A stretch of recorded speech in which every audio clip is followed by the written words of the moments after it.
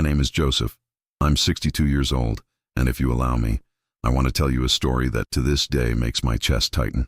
Have you ever wondered what a father feels when his own son says he would rather live without him? Not as an outburst, but as a sincere wish, said coldly in the middle of a party. In my case, this happened on my son's 28th birthday. It may seem exaggerated, but it was on that day that a part of me died, and another awakened. Perhaps you have come here seeking to understand how someone gets to the point of cutting their own blood. Or maybe you're trying to answer a question that many parents ask themselves in silence. How far does love go? When does respect end? I understand what you're feeling, because for many years I also believed that love was enough, that a real father could stand everything in silence. But in this story, you will see what happens when silence turns into a limit. Today I'm going to tell you how a birthday party became the end of my life as a father, and the beginning of my life as a man. It was the day he asked me to disappear, and I went. But before we dive into the heart of this story, I need you to know something. Not all betrayal comes from an enemy. Sometimes it comes out of the mouth of those you've spent your whole life protecting. In my case, it came in the late afternoon, while I was balancing a birthday cake made with all the care and carrying a gift that had history, his grandfather's watch. It was there, with my hand on the doorknob, ready to enter the yard and say, "Happy birthday, son," that I heard what no one should hear. The best gift would be if the old man disappeared from my life. Those words, they were not said in anger. They were said with contempt, and with an audience, friends laughing, voices agreeing, as if I had already become a nuisance. What came next you won't believe. Police, handcuffs, house sold, and a letter with 40 words that ended any certainty my son thought he had. But before I tell you all that, I wanted to ask you something. If this story has ever touched you in any way, if it sounds like something you or someone you love has already lived, stay here with me. Subscribe to the channel, leave your like, and comment where you are listening to me from. It's hard to open your heart like that, but knowing that there's someone on the other side listening, it gives me the courage to continue. The tray was warm in my hands. The smell of chocolate cake mixed with fresh frosting filled the kitchen. I fixed the gift on my arm, his grandfather's old watch which I had repaired days before, polished with great care, as if I were passing on a piece of our history. Outside, voices were growing in the backyard. Laughter, footsteps, glasses clinking. People I didn't even know well. Brandon's friends, younger neighbors, all gathered for his 28th birthday. When I went to open the glass door that led to the backyard, I stopped. I don't know why. Something inside me asked for silence. Waited. I leaned my body against the wall and stood there, quiet, with my ears attentive. It was at that moment that I heard, "Dude, do you know what would be the best gift? May the old disappear from my life for good." Silence. My heart stopped for a second. And then the laughter came. Not one or two. Collective laughter. People clapping, making jokes on top. "You're crazy, Brandon," said a voice. "But it's not wrong," replied another. The tray shook in my hand. I felt the icing drip down. I felt the weight of the watch on my arm. And for a moment, I thought it was going to fall right there. My son. That boy I raised alone since I was 4 years old. That I taught how to tie the shoelaces. That I wore to soccer games. That he cried clinging to me at his mother's funeral. Now he said, with all the letters, that he wanted me to disappear. And crueler than the phrase, it was the naturalness with which he said it. As if I hadn't been there for a long time. As if I were just a shadow taking up space. I stood there, on the other side of the door, listening to my son put me into words. And I didn't even know how to react. Back to the kitchen? Walk into the yard and pretend I didn't hear? Throw the cake in the trash? I couldn't move. Do you know what that is? To be invisible to the one you love the most? Be a nuisance in the life of someone you've spent your whole life protecting? Allow me a pause here, because I know there are people on the other side who have experienced something similar. People who gave everything and, in the end, became a joke or a burden.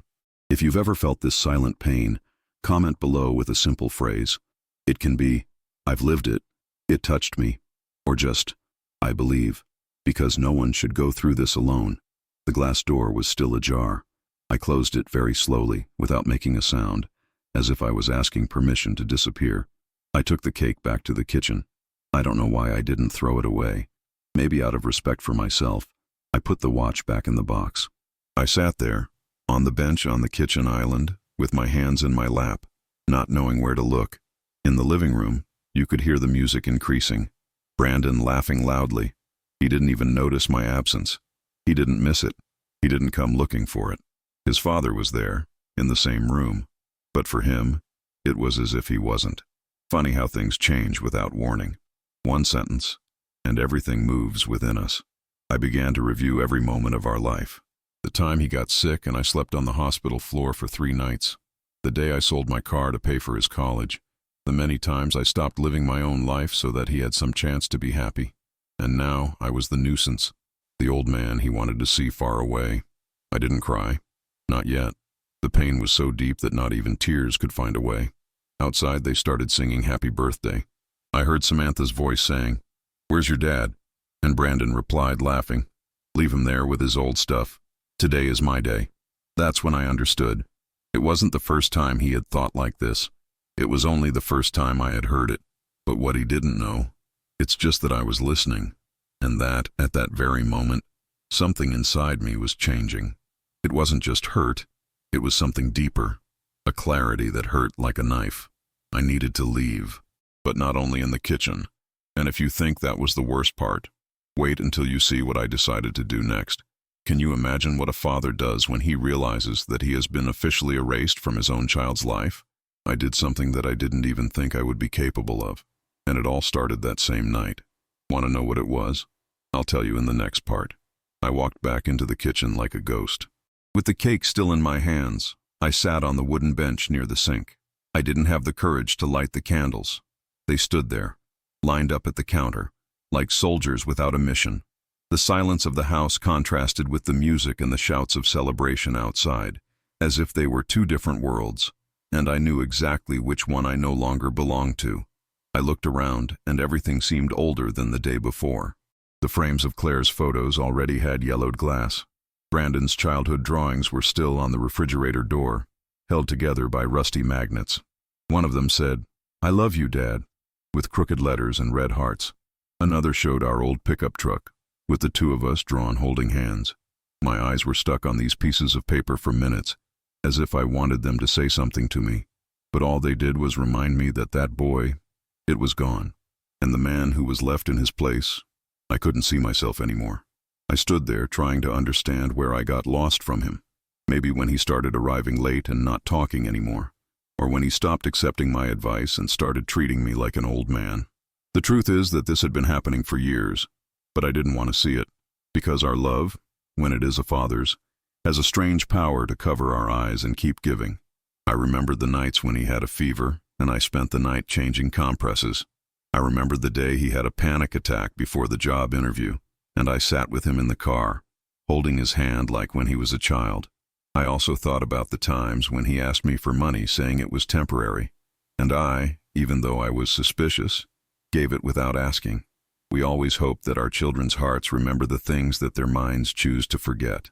But there, sitting in that kitchen, I realized that my place had been erased without warning. I was no longer a father. I was a nuisance with CPF, a room in the house, a name on the electricity bill. I didn't cry. Not yet. The pain was dull, sunken, like a stone in water. A part of me wanted to get up, open the door, and yell at everyone in the yard, demand respect, make him apologize in front of everyone. But another part, older, quieter, held me back. That part that has learned from life that the worst answers don't come with shouting. They come with absence. And that's when the idea came up. First as a silly thought, just an internal outburst. What if I really disappeared? But this thought grew.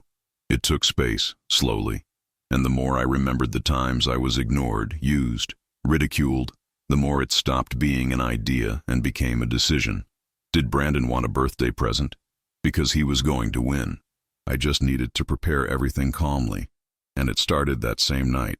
But before I disappeared, I was going to leave marks. Because even those who erase can teach a lesson. Do you have any idea what my first step was? Because it was not what many people expect. It was something that few parents have the courage to do.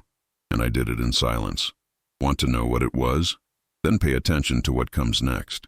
I stood there for hours, not counting the time, just breathing slowly and letting the memories come like waves that break and come back, each one bringing a piece of me that I had tried to hide. The first one that came to me was the bicycle. Brandon must have been about 7 years old. I saved money for 3 months to buy that red bike, with training wheels on the sides and a Spider-Man sticker on the handlebars. When he saw it, he smiled that lit up the entire room.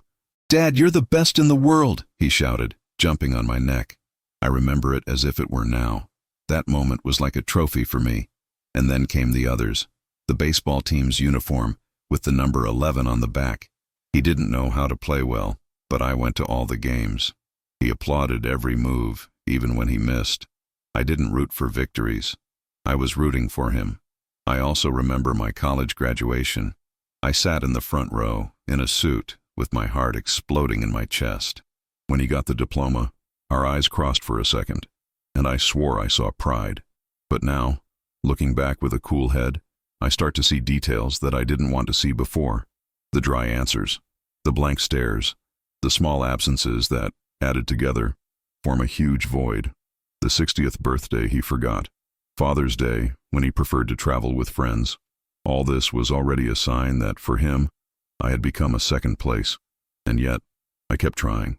Because love, when it is true, is nourished by hope. But too much hope also makes you sick. And perhaps the cruelest memory I carry was Christmas 2 years ago. The house was decorated. I had prepared everything. Turkey, lights on the porch, table set. Brandon said he would come with some friends. I thought it would be good, that the house would be filled with life. When they arrived, I opened the door with a smile ready. But he pulled me aside and said quietly, as if talking to someone who needs to be hidden, "Dad, can you stay in your room today? They're going to drink, make noise. Only until midnight." I remember the way he said, "only until midnight," as if that made the phrase less cruel. I obeyed. I stayed in the room, listening to the laughter, the music, the sound of the cutlery hitting the dishes, alone, with a plate of food on his lap and a lump in his throat. And even so, when it was midnight, I went out and gave him Merry Christmas, because a parent always tries one more time. Always. But now, sitting in that same house with the cake still on the countertop and the candles intact, I understood. That phrase on his birthday was not an isolated explosion. It was the signing of a document that had been written for a long time, the invisible contract of my emotional exclusion. And I signed, without realizing it, every time I kept silent, every time I accepted to be left aside. It wasn't Brandon who erased me. I was the one who accepted the erasure. That's it. That hurt more than any word spoke. Because I realized that I had become an extra in the story that I myself helped to build. But enough. For the first time in a long time, I felt that something inside me needed to lift. Do not lift the body, but in the spirit. I still didn't know exactly what I was going to do, but one thing was certain. I was no longer going to beg for presents, and much less love. But before taking any step, I needed to understand one thing. If I disappeared, what would he really lose? The answer to that question was what shaped my entire plan, and I started to assemble every detail with the care of someone preparing a definitive goodbye. Do you want to know where I started? So listen to what's coming now. That night I didn't close my eyes. It was not sadness. It was a kind of silent vigil, as if guarding his own mourning. I got up from the kitchen chair when the house finally fell silent, only the sound of the wind hitting the windows. The guests had already left. Brandon had also gone upstairs to the room without even looking for me. Not a word. No thanks. No memory that I was there. I walked around the house slowly, as if I were visiting a place I no longer recognized. I passed by the living room, where there were still dirty glasses and leftovers from the party. I picked up a bowl from the floor and put it in the sink carefully. It wasn't anger. It was lucidity. I went upstairs and looked into his room, door ajar, light off. He slept as if he owed nothing to anyone, like someone who lives in a world where everything is guaranteed. And maybe it really was, because everything there, every lamp, every piece of furniture, every bill paid, every meal on the plate, came from me. It was my retirement. It was the money I saved with the calluses I still carry in my hands. And at that moment, everything fell into place. If he wanted me to disappear, then maybe it was time, but not as he imagined. I wasn't going to leave with screams, with fights, with scandals. I was going to disappear in silence, the way only those who loved a lot and were ignored a lot know how to do. But I would take with me everything that was mine, everything he thought he would have forever, as if it were a right and not a gift. I went down again. I took pen and paper. I made a list, line by line. I started with the house. It's in my name. It always has been. Brandon never worried about it. Then came the car, also mine. The cell phone plan, on my card. Internet, I pay. Insurance, my name. And even the video game account he used so much. I paid with the extra card I gave him when he was in college. He never asked me to take it off. The more I wrote, the more I saw. He didn't live with me. He lived off me. It was there, on that scribbled list, that the plan was born. A plan without hatred, but with surgical precision. If he wanted me to be absent, he would have it, but that it was entirely. I was going to get out of his life. But with everything I brought with me, I felt a strange peace invade me.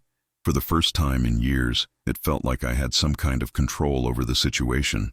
I wasn't going to beg to stay. I was going to let the emptiness speak for me. In the following days, I began to act. I went to the bank and canceled the card that was in his name. I changed my account password. I called the operator and removed his number from the family plan. At the market, I started to buy only for one. Simple things, but each one was a step towards my freedom. And that same week, I scheduled a conversation with Michelle, a broker friend of mine who knew the history of the house from the beginning. I asked her if she would be able to sell it in a short time. She said yes. The market was heated. With each action I took, I felt a clarity grow within me. Brandon wouldn't understand right away, maybe not even in the first few months, but he was going to feel it, and perhaps, for the first time in his life, he would have to deal with the consequences of his own contempt. And look, I'm here opening my heart, telling my story. If you're listening, leave a like on this video and subscribe to the channel, because I still have a lot of things saved to tell you. There are things that we can only say after years of swallowing, and now is the time.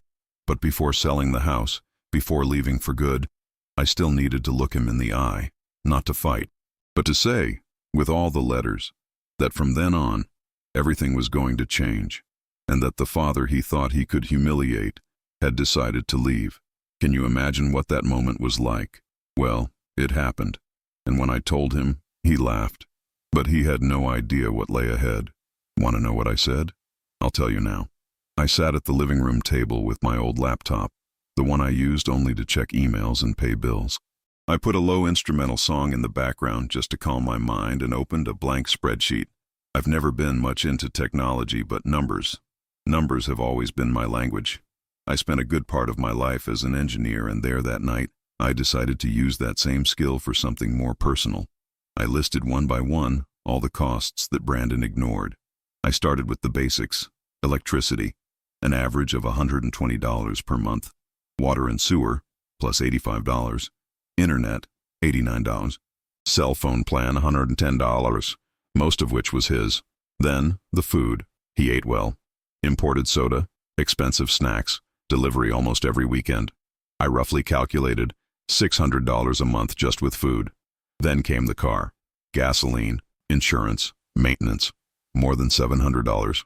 Car insurance, in my name. The car, also. It didn't stop there. Health, laundry, streaming, even the Spotify subscription was mine. I added it all up. The bill was almost $4,800 per month. All this, supported only with my retirement. I woke up at that moment. It was as if I had lived all those years with a veil in my eyes, thinking I was playing my role, when in fact I was being sucked little by little, while being called a nuisance. I opened my bank account and reviewed the last few statements. It was all there. Purchases I never made. Fees for things I never signed for. My extra card, which was with him, looked like an open tap. I cut it right away. I called the bank, asked for the cancellation, and issued a new one, only in my name. I changed the passwords, moved the application, deleted the automatic accesses from his computer. Silently, I began to cut the branches. Then I went to a box of documents that was in the hallway closet. I got the deed to the house. My name. Only mine. Brandon was never interested in it. He never asked anything about inheritance, property, taxes. He thought that all that would be for him by divine right. but it won't. I called Michelle, a real estate agent I've known for over 20 years. Honest, direct woman. I explained everything, without flourishing. Michelle, I want to sell the house. Fast, but in the right way. She asked if everything was okay. I said yes, because it was. For the first time, it was. In less than 3 days, she made an appraisal. $850,000. It's a good area, Joseph. The house is well maintained. It has potential. I nodded. She asked for a period of 3 weeks to prepare the process, take photos, organize the visits. Accepted. We closed everything in silence. I didn't tell Brandon anything. He lived as a hotel guest. He only went downstairs to eat, spent the rest of the day locked in his room, listening to loud music, playing online, talking loudly to friends as if the house was his own. I passed him in the hallway, and he didn't even take off his headphones. Sometimes he didn't even answer, "Good morning." And me? I looked at him as if I saw a stranger, but not angry, with a lucidity that only comes when we finally accept what we no longer want to carry. Because sometimes love gets sick, and silence, when it lasts too long, becomes certainty. The certainty that I was being kept for convenience, not for affection, that my presence served to keep the bills paid and the fridge full, but it was not wanted. That's it. It made me stand up. I was leaving. He was going to leave the house. I was going to leave him, but it wasn't going to leave him with the easy world he always had. No more. I didn't wish evil. I just wanted him to feel what it's like to live without guarantees, with no one to clean up the mess, without someone to pay for the next month. And I had everything in my hands to do it as cleanly as possible. Now that I knew exactly how much he cost, I also knew how much he couldn't handle without me. And that wasn't revenge. It was justice. It was the necessary cut for someone who spent his life being a pillar. But even the pillars crack, and when they give way, the structure falls. But before you go, I had to say, to look into his eyes, for the last time, and leave a truth recorded. Not shouted, not written, but it is said with the coldness that only well-lived silence teaches. Do you want to know how that conversation went? Because it happened. And he laughed. But that laugh was the beginning of the end. Want to know why? Then listen to what happened next. The next morning I got up before sunset. I didn't have coffee. I didn't even brush my teeth right away. I went down the stairs with a tranquility that frightened me. Do you know that peace we feel when we make a difficult but necessary decision? That was it. I passed by the living room, still smelling of drink, plastic cups scattered on the floor, and a random shirt forgotten on the sofa. I went straight to the back door. The backyard was still partially set up with the party's stuff, the colorful lights, the deflated balloons, the wooden table with half-filled bottles. But the guests were still there, some sleeping in sleeping bags, others waking up slowly, laughing at things that didn't even make sense anymore. I walked over to the sound system, which was still on, and grabbed the microphone. I turned on the main channel and said calmly, "Good morning. Everyone who does not live in this house, please leave my property immediately." The voice came out firmly, amplified by the boxes. The sound echoed through the walls of the neighborhood. There was an uncomfortable silence. Some laughed, thinking it was a joke. Others looked scared. It was then that Brandon appeared on the porch, with a sleepy face and disheveled hair. He laughed out loud. "Are you crazy, Dad? That's my home too." I didn't look at him. I kept my eyes on the horizon and said into the microphone, "You live here because I let you. But that changes today." His laughter stopped. The friends looked at each other. A blonde girl asked if it was serious. I replied, still through the microphone, 5 minutes. Whoever is still here will be treated as an invader, and the police have already been warned."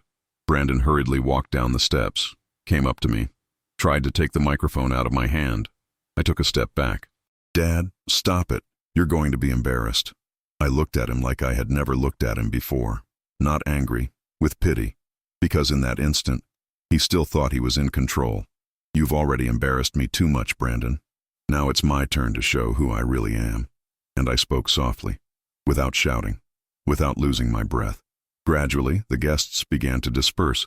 Some left laughing, others murmuring that it was a big deal. A girl apologized and said she didn't know. I just nodded. It was 2 minutes away when the police cars arrived. They stopped in front of the house calmly. 2 officers left. One of them knew me. It was Officer Mendez, who had seen me years ago when Brandon had an anxiety attack and I needed help. "Mr. Joseph, Was it you who called? Yes, I was. My son is living here without contributing anything. He refuses to leave and does not recognize my authority as owner. Brandon snorted. This is ridiculous. The house is his, but it's mine too. I grew up here. The other, younger police officer replied. Growing up in a place does not mean having a legal right to it. I went to the door and showed the documents. All in my name. Deed, electricity bill, car contract, everything. Brandon tried to protest, but he had no arguments. Officer Mendez asked him to leave peacefully and he refused. He said it was a setup, that I was old and confused. He was handcuffed in front of the neighbors. No scandal, no violence, only with a silence that hurt more than any slap. As he was placed in the back seat of the car, I felt a weight coming off my back, and it was not relief. It was clarity. On the sidewalk, neighbors watched in silence. Some lowered their eyes. Others shook their heads.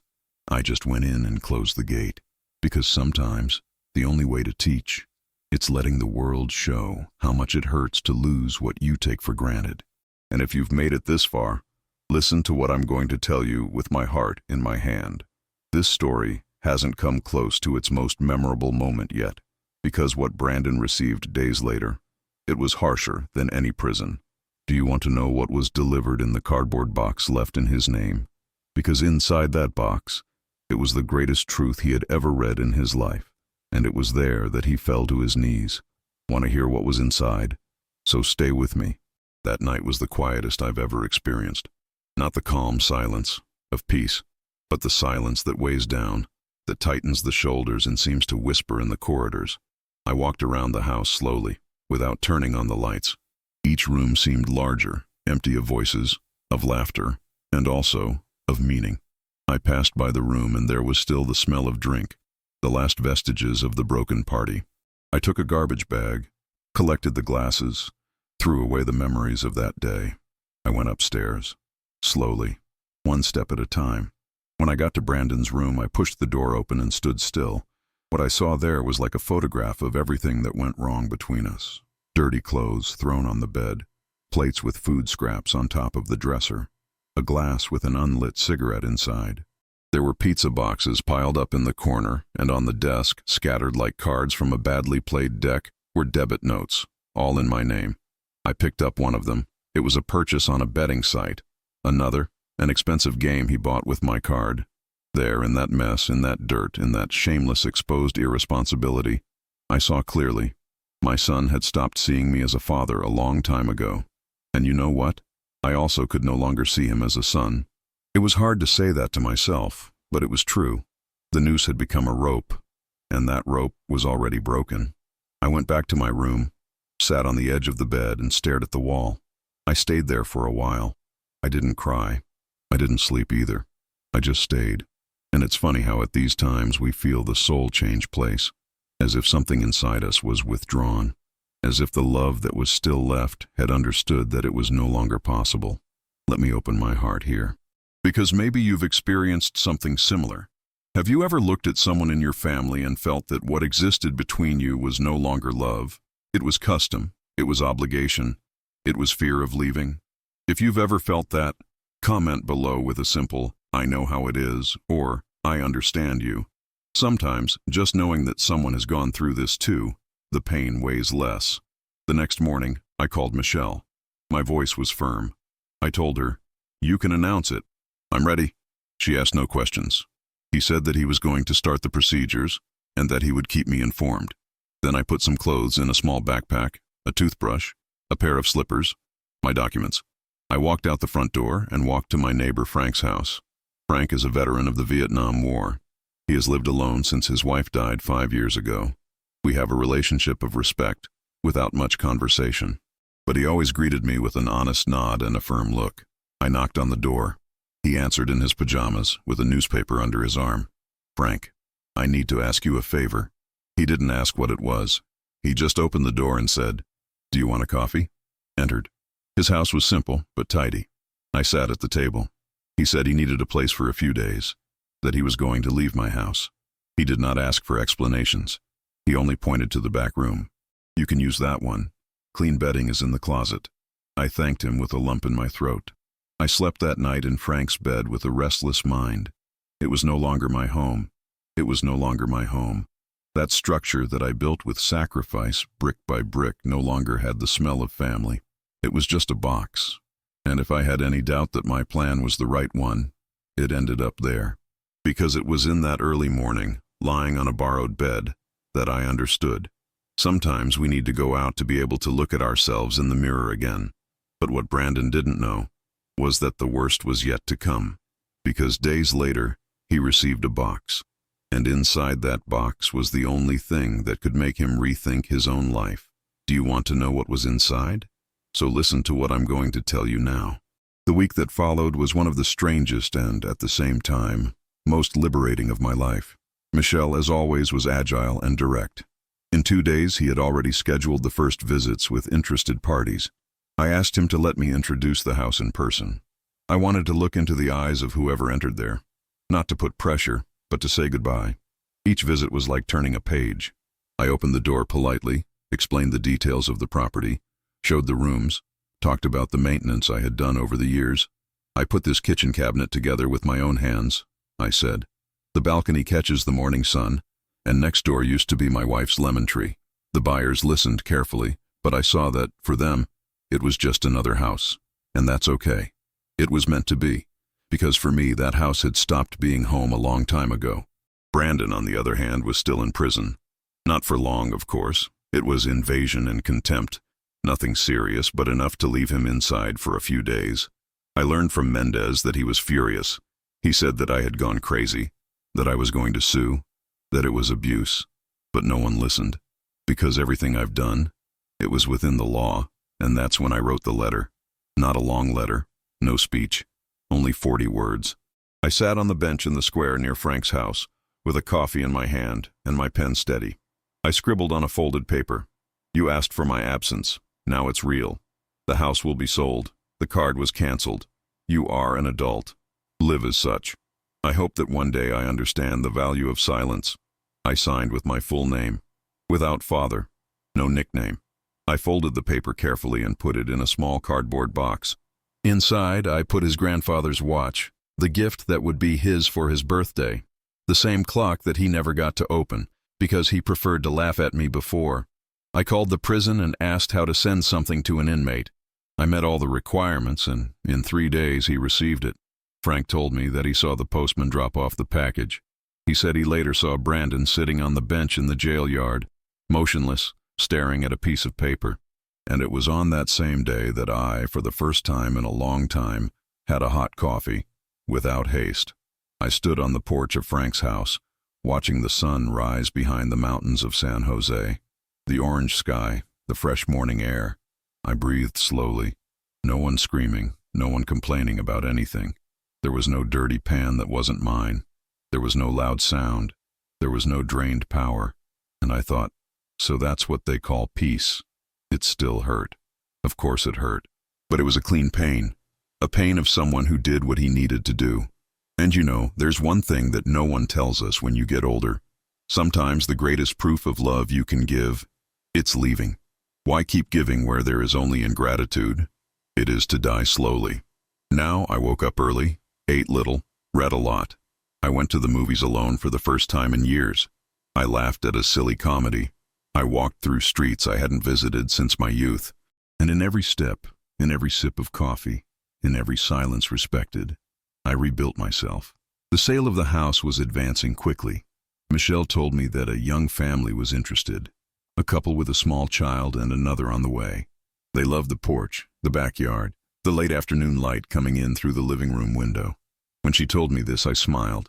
That house deserved new beginnings. But before the sale was finalized, something happened. A yellow envelope left on the door of Frank's house, no sender. Inside, a handwritten sheet. I recognized the lyrics right away.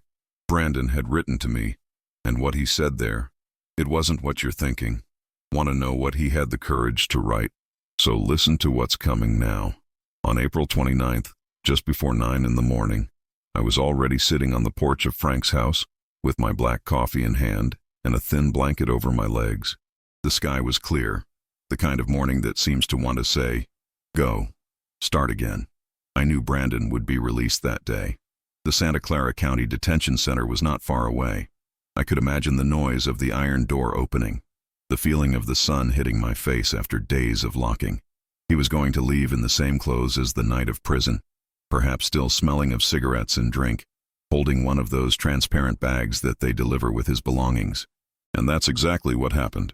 Frank, who always reads the newspaper at the gate, beckoned me. I pointed my eyes and saw. Here he came around the corner of Westfield Avenue, walking as if he were going home after a holiday. Head held high, long strides, as if believing that nothing has changed. But everything had changed.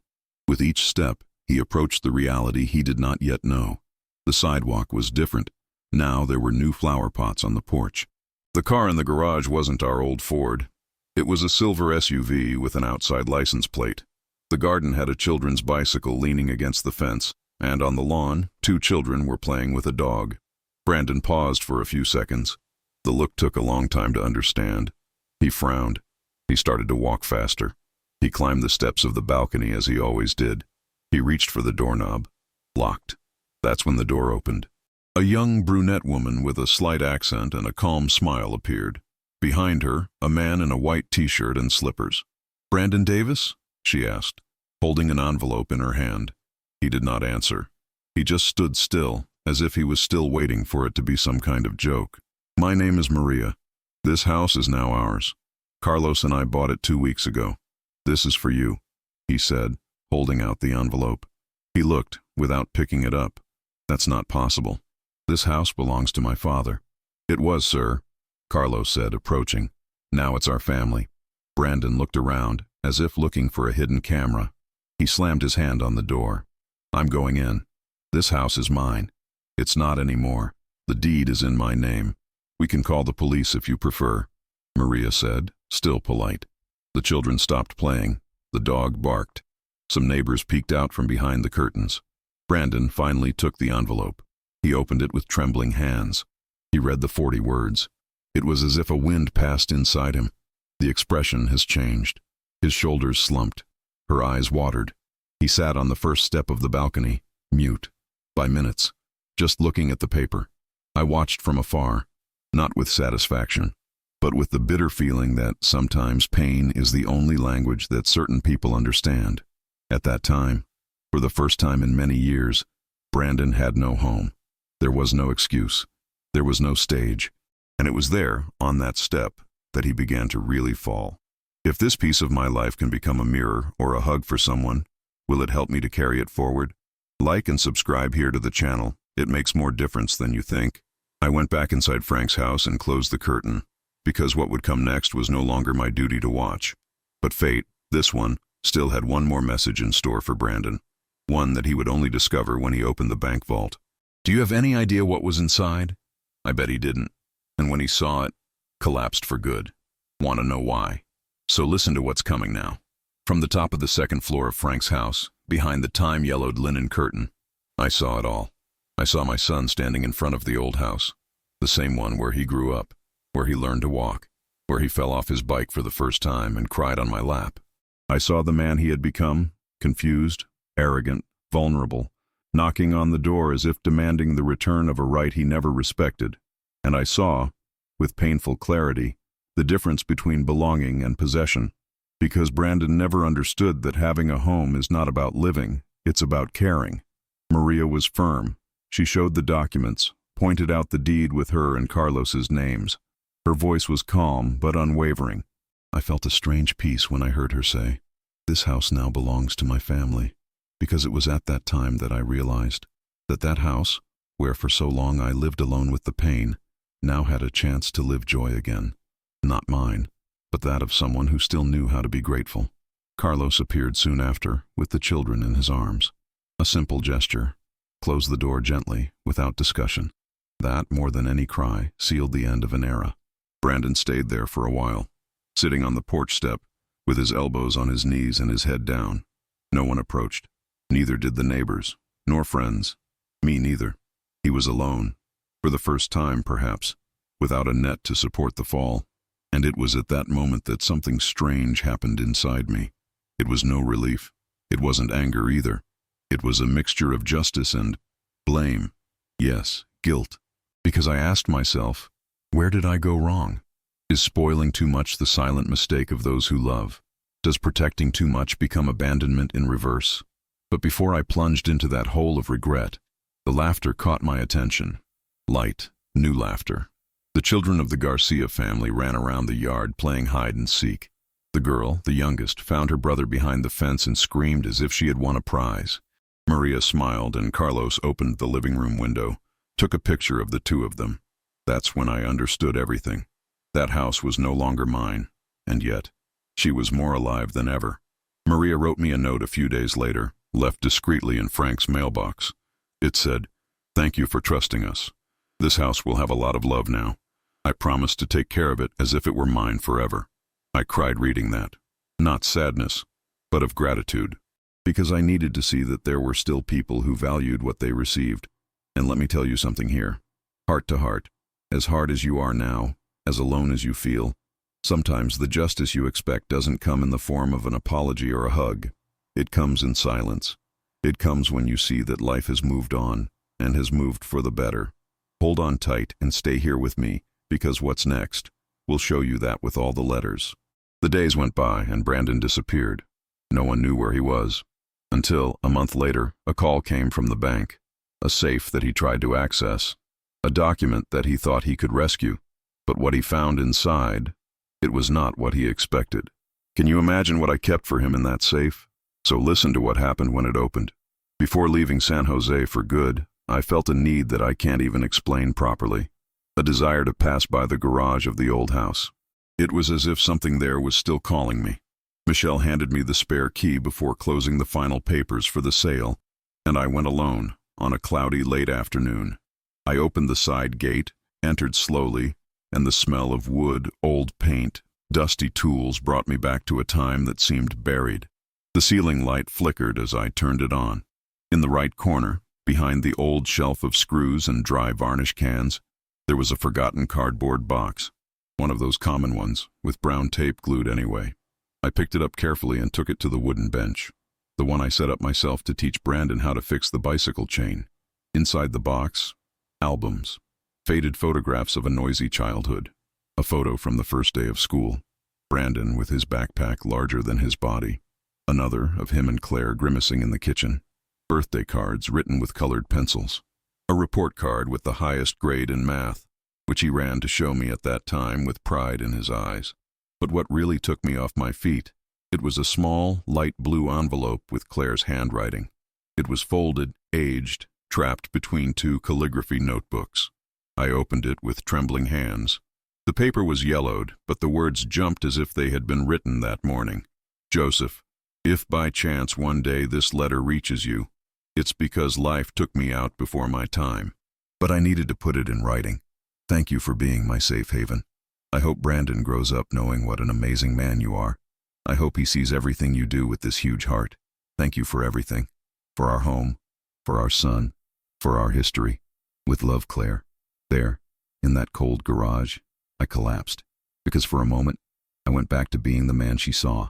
Before disappointment, loneliness, silence, I was that father full of faith.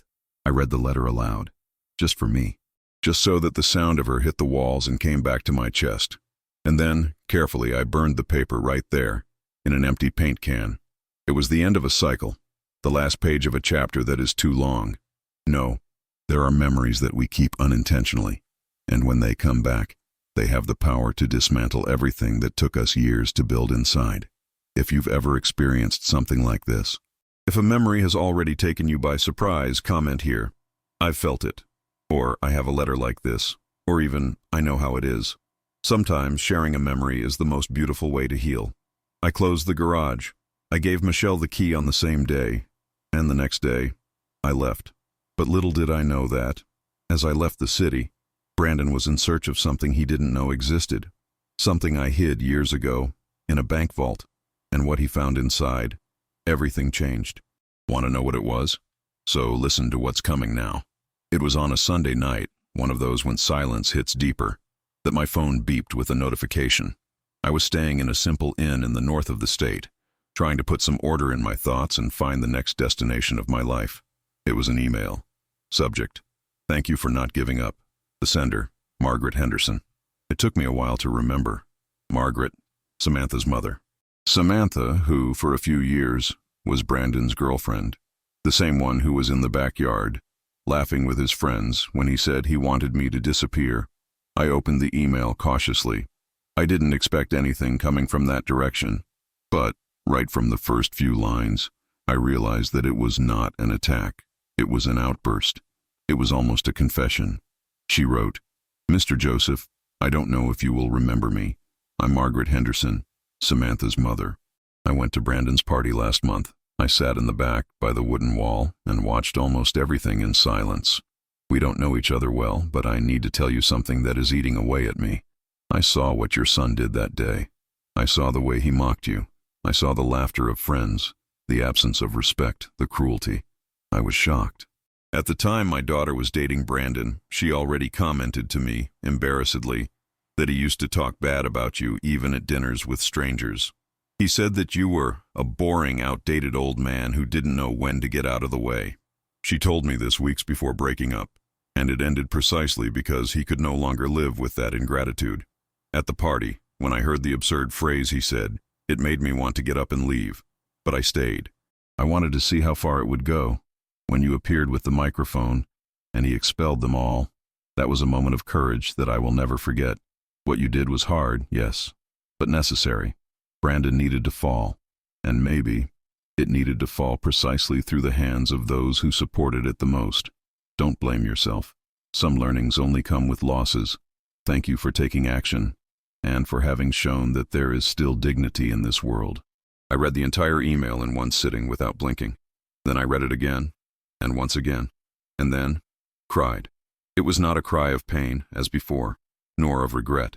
It was another kind of tear, the kind that comes when we feel seen.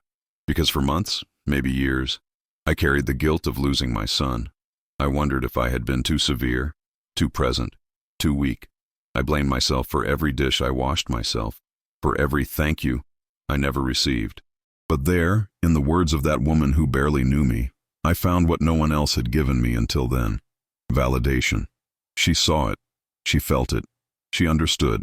And let me tell you something that maybe no one will say out there. Sometimes all we need is not advice, or a hug, or an apology. Sometimes we just need to know that someone has seen us, that we don't go crazy, that we did not invent pain. Because when someone confirms what you only felt inside, it seems that the soul breathes again. I replied to Margaret the next day. I thanked him, told him a little about my journey, without drama, but with truth. She answered me saying that she was rooting for me. She said that if one day I passed by Modesto, where she lived, I would be welcome for a coffee. I kept that invitation in the pocket of my heart, and for the first time in a long time I slept without insomnia. But peace, as always, is only an interval between two windstorms, because 2 days later, my phone rang again, and on the other end of the line was the bench.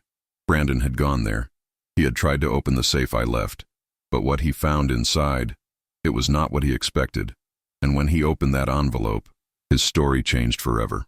Want to know what was written there? So listen to what's coming now. The phone rang that morning like any other.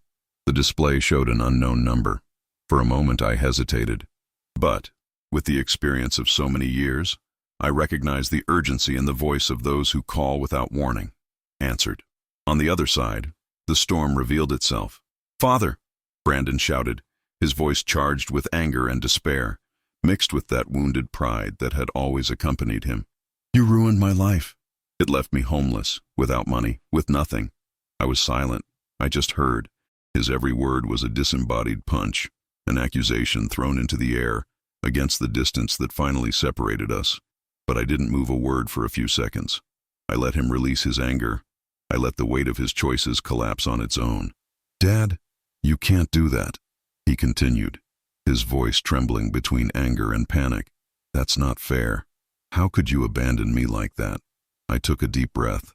The old feeling of guilt came to the surface for a split second, but the clarity that had accompanied me since the day of the party returned with force. "Brandon," I started slowly, as if giving away an inevitable truth. "You asked me to disappear. That's exactly what I did." Silence on the other side. I could hear his attempt to process, to swallow his words, but he didn't know what to expect next. "You're a monster," he shouted, words sharp as knives. "I'll never forgive that." I didn't interrupt. He didn't need to. His own anger showed the depth of the lesson he didn't want to learn yet. "My silence will be my new address," he finally said firmly. The phrase came out with the precision of someone who understands that some bridges are not rebuilt. And then I hung up. The final touch of the click echoed through the silence of Frank's house, and at that moment something inside me was consolidated. There was no longer a bridge. There was no longer any attempt at reconciliation. There was only the emptiness that was now my choice, no longer a consequence imposed by the contempt of a child. I spent a few minutes looking out the window, watching the gray morning sky, the wind moving the leaves of the trees. For the first time in years, I felt like control of my life was back.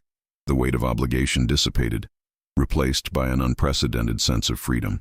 And it was there in that moment of calm after the windstorm that I understood something profound. Sometimes being a father means hearing an absurd request and for the first time, actually fulfilling it, but on your own terms. Brandon wanted me to disappear. I disappeared, but not as a victim, not as a defeated man. I disappeared with dignity, with strategy, with silent justice. I blocked the number. No call, no message, nothing. The decision was made and it was final. The life I always kept to support someone I never valued was starting to come back to me. And even with the absolute silence, I felt something curious. The world kept turning. Life went on. The air seemed lighter, the sounds clearer. Every coffee I drank alone, every walk down the neighborhood street, every deep breath in Frank's backyard reminded me that emotional freedom, when earned, is priceless. Now the doubt that hovered was inevitable.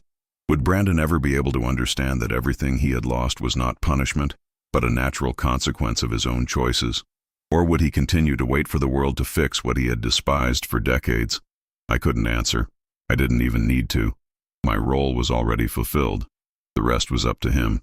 But something told me deep down that the impact of that call was not over yet, that the echo of my phrase, of my silence, would still reverberate in his life in ways he never imagined, and that, when he realized, it would be too late to complain. And you who are listening to me now, have you ever felt the need to impose limits that no one seemed to respect? Have you ever had to cut ties for self-love and not hatred? Think about that as we go, because what Brandon will discover next. It will transform once and for all the perception he had of everything he received and never valued. When I finally arrived in Prescott, Arizona, I felt as if I were walking through an invisible curtain that separated the past from the present. The wide streets, the sparse trees, and the golden sun that fell on the horizon gave me the feeling that, for the first time in years, I could simply exist without being observed, without being judged.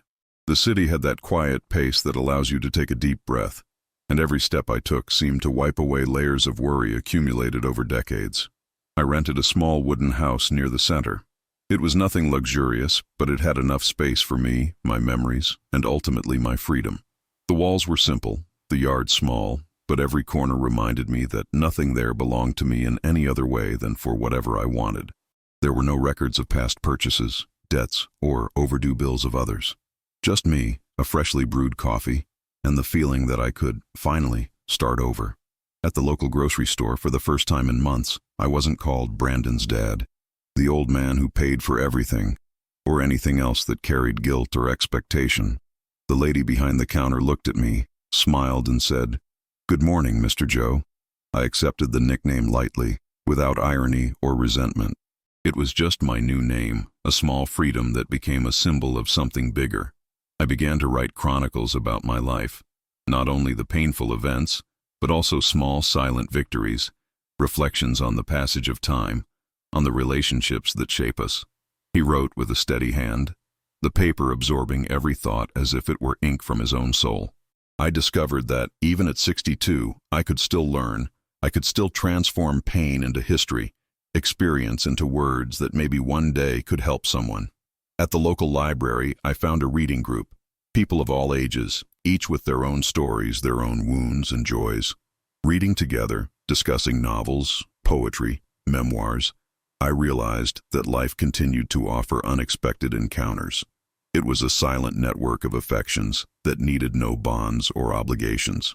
In the early days, every little gesture, Every simple routine, brewing coffee, organizing books, walking the city's wide streets, felt like a victory.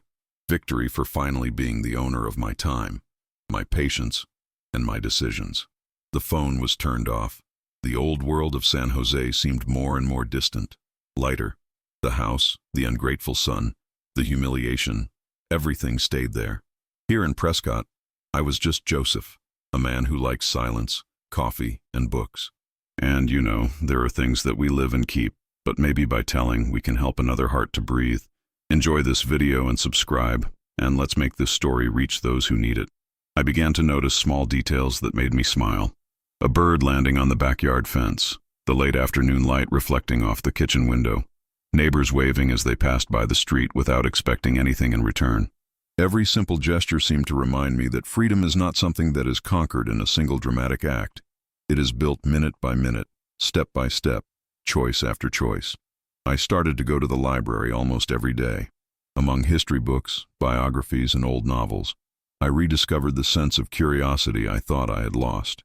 He talked to librarians, exchanged reading recommendations with strangers, laughed at small details of life that once seemed insignificant.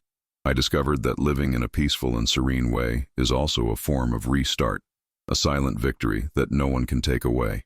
At night, sitting on the wooden porch of my new home, watching the sky darken and the Prescott lights come on one by one, I reflected on everything that had happened. The pain I felt in San Jose, the years of dedication that seemed wasted, the silence of my own home when Brandon rejected me. All that was still with me, but now it was different. It was a memory, not a chain. I've learned that starting over doesn't require erasing memories, but rearranging them. To keep what is good, to understand what is learning, and to let go of what no longer serves us. Prescott gave me the chance to live without demand, without expectation, without the weight of someone who didn't understand value. Here, I could be just myself, silent and present, but only for myself, and the sense of relief I felt in the first week was unparalleled. The hot coffee on the porch, the smell of wood in the new house, the distant noise of children playing in the street, all of it was mixed with a quiet joy I hadn't felt in decades. Each day was a blank page, each dawn an opportunity to write my story without a shadow of guilt or judgment. As much as I still remembered the past, Brandon and the life I left behind, here I could breathe. Here I could own my story. And this, more than any inheritance or material possession, was the true wealth that I finally conquered. But even with all this peace, one question remained hanging in the air. Would Brandon ever understand the extent of what he lost? Or would he be lost forever in his own arrogance and inability to see the life he was guaranteed? I didn't know, and maybe I never would. But what I knew with absolute certainty was that, finally, my emotional freedom did not depend on him or on anyone else. And even as I sat there with the sun setting behind the mountains, I could feel that something else was about to happen. Something that would quietly mark Brandon's life forever. Want to know what he'll find out next, as I live my life at last quiet? So listen to what's coming now.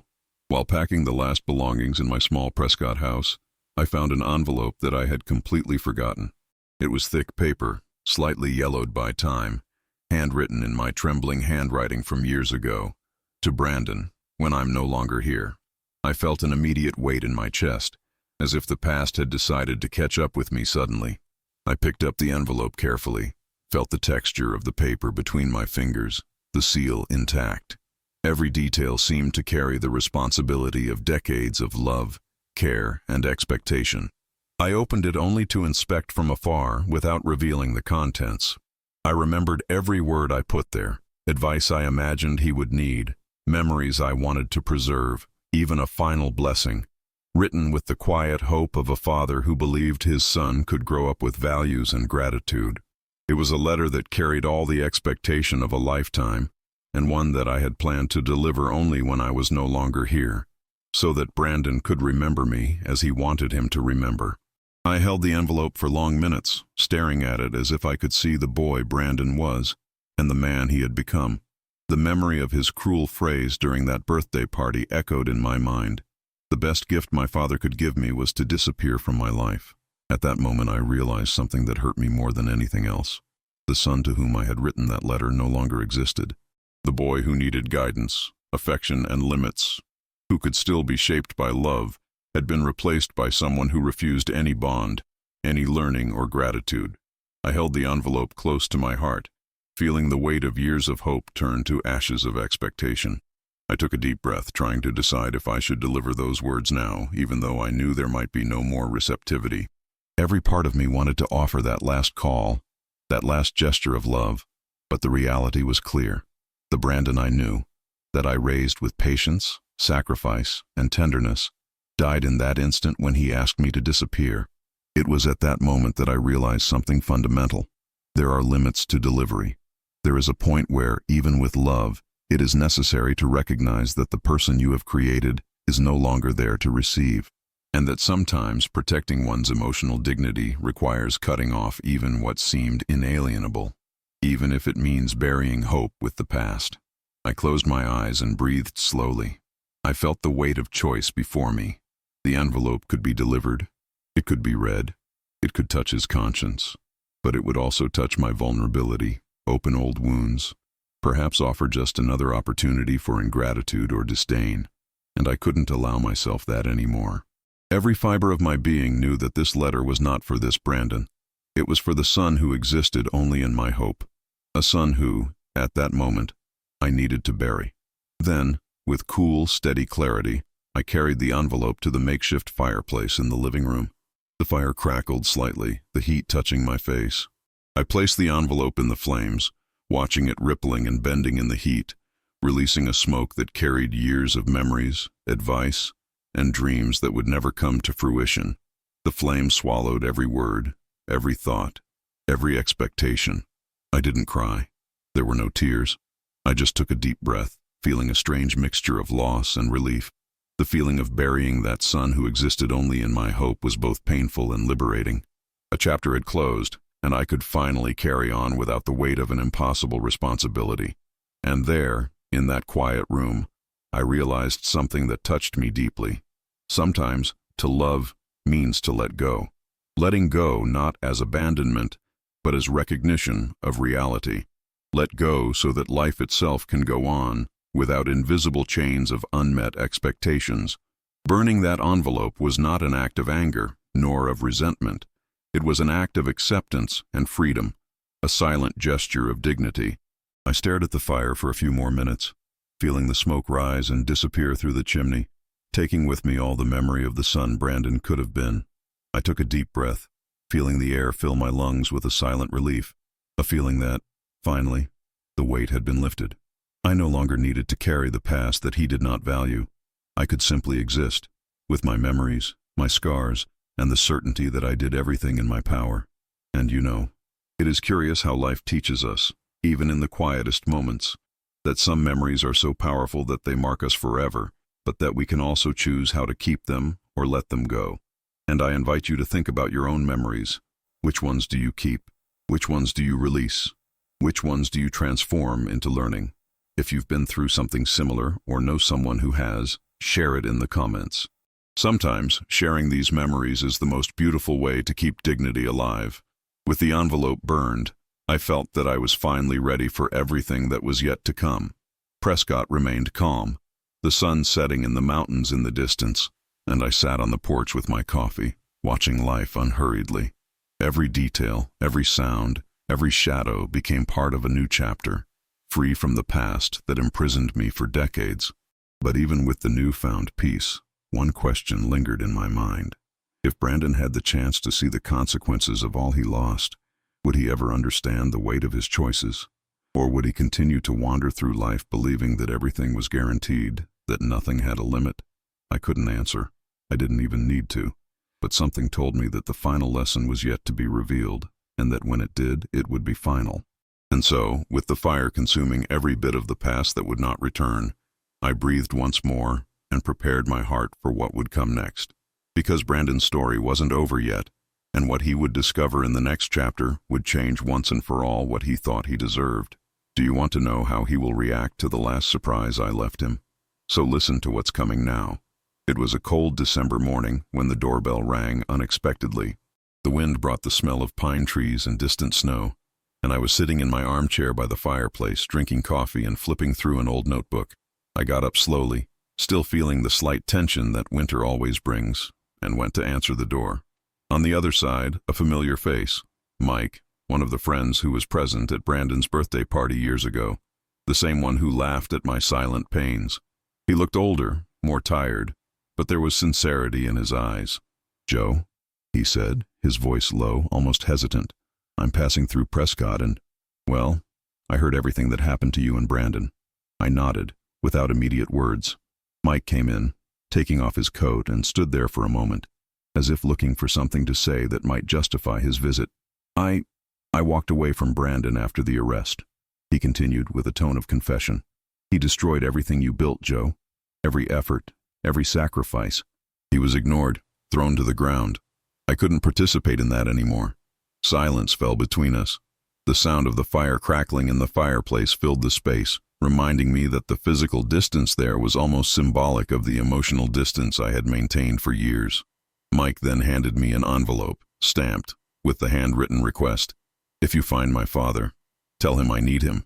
The words were Brandon's, and each letter seemed to pulsate with the urgency of a son who finally realized the weight of his actions. I held the envelope for a moment. The weight in my hands seemed to represent all the years of humiliation, ingratitude, and silence that I carry. I watched Mike, who looked away, as if expecting some reaction from me, some concession, some kind of immediate forgiveness.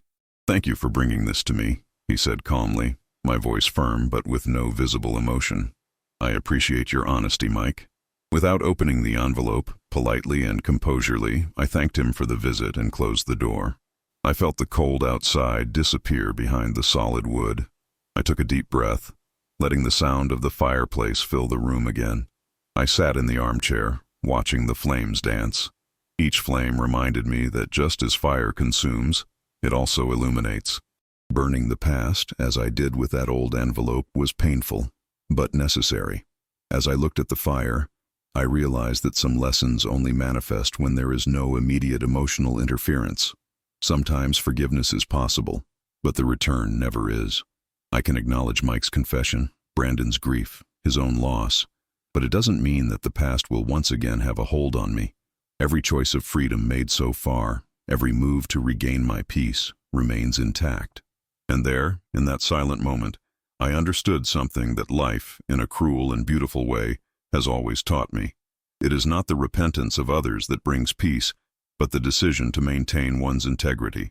Brandon may realize too late, Mike may feel guilty, but my freedom does not depend on anyone. I grabbed my coffee and let the thoughts flow.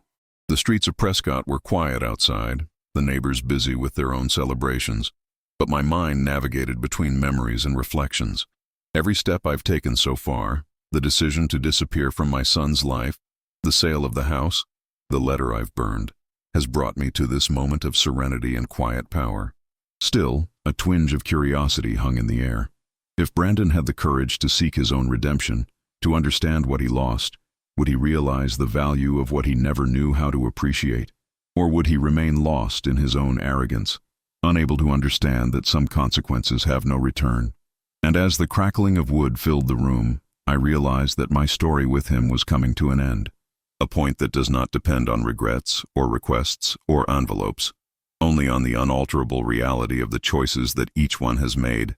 The sight of fire, controlled solitude, and Prescott's silence taught me one last lesson. Some doors close forever, and what remains is not bitterness but understanding.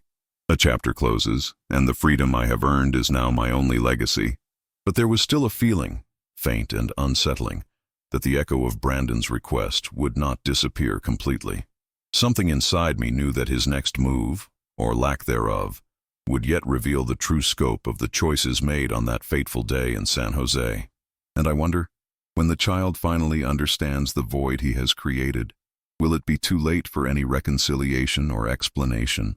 Meanwhile, I remained there, in the armchair, watching the fire, savoring the freedom that finally belongs to me, and preparing myself for the final moment that would complete the story that began with a cruel request and a silent but definitive decision. I vividly remember that morning when I decided to walk the trail behind my house in Prescott, as if my feet knew before me that I needed that silence. The sky was clear, so big blue that it seemed to make room inside us. The air had that smell of cold earth mixed with the faint scent of pine trees, and every step I took kicked up a bit of golden dust, glistening in the Arizona sun. Walking has always been the way I found to talk to myself, and that day I needed that conversation more than ever.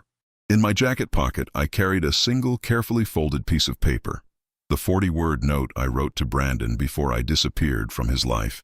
So many times I thought about throwing it away, tearing it up, burning it, but I never did. Maybe because, deep down, he was less of a message to my son and more of a letter to the man I used to be. I stopped near a large rock, the same one I usually use as a seat when I want to see the horizon, and took the ticket out of my pocket. I read slowly, word for word, feeling each one as if it were part of me. You said you wanted me to disappear from your life. Well, that's exactly what I did. The house is no longer yours. I'm traveling. You now have the independence you demanded. Joseph. In the past, just thinking about these words, I already felt a mixture of guilt and pain that swallowed me inside. Not today. Today I felt clarity, an almost painful clarity, but at the same time, it brought peace. I folded the paper and held it between my fingers, looking at it as if looking at an old photograph. The truth is, for many years, I thought my biggest mistake had been to love too much, to love excessively, with devotion, with a surrender that exceeded any healthy limit. I believed that to love was always to give, and that giving was always a success. But reading that note there in the middle of the trail, with the whole world silent around me, I understood that loving was never my mistake. What hurt me, what destroyed me little by little, what erased my joy, it was to have loved waiting for return. It was believing that one day Brandon would look at me with gratitude, that I would realize my sacrifices, that I would understand how much I fought not to let him lack anything. It was to have confused love with obligation, and to have accepted to be treated as if he were disposable, in the hope that one day he would change. Love without respect becomes servitude, and unlimited servitude becomes oblivion. I forgot.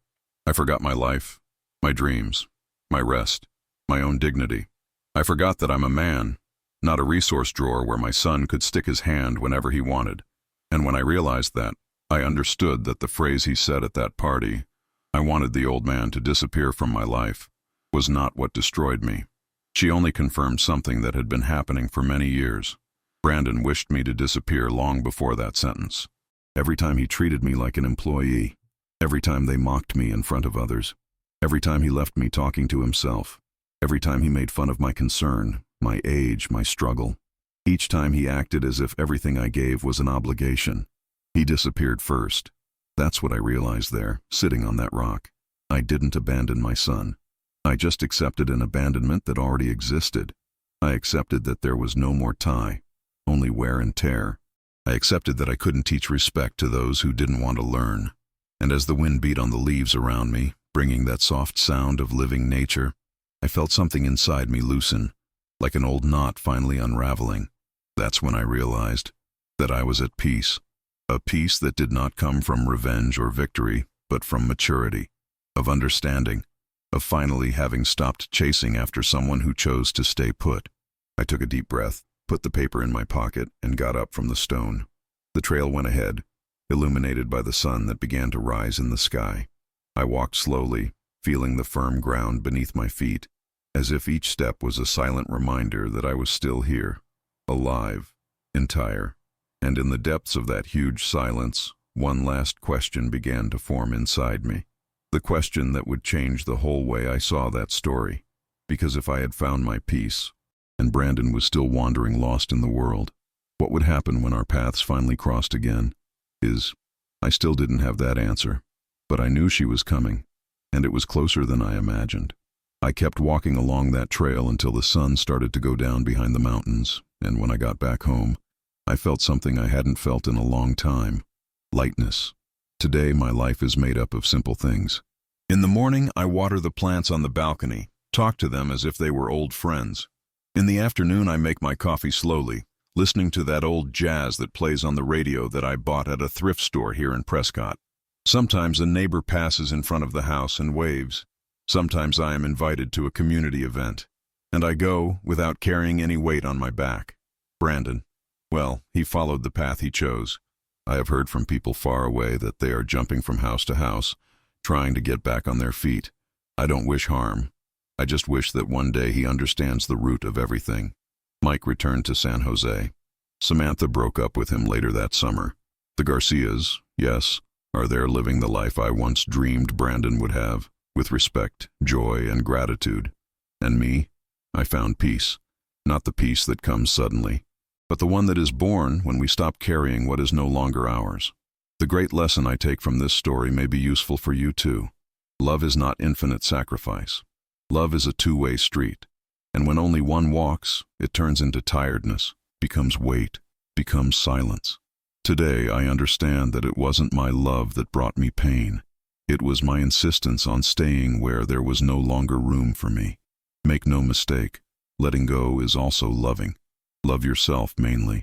And I wanted to take advantage of the fact that you stayed with me here to thank you. For real. Thank you for your company, for your listening, for your time. Telling this story opened up old scars, but knowing that someone accompanied me to the end, this heats up. If you can, leave your like. For me, it's like a silent hug, one of those that we feel in our chest. And if you want to come back here to have a next coffee with me, subscribe to the channel. That's how we keep this conversation alive. And tell me in the comments which city you are watching. I love to imagine this big world being crossed by stories that unite us. Oh, and it activates the bell. That way you don't miss out when the coffee is brewed again. Now, my friend, don't go away yet. Listen to the next true story that will appear on the screen. Always remember, each wrinkle tells a story, and each story carries a strength. Watch the next video here on the channel with another incredible story. I'll wait for you there.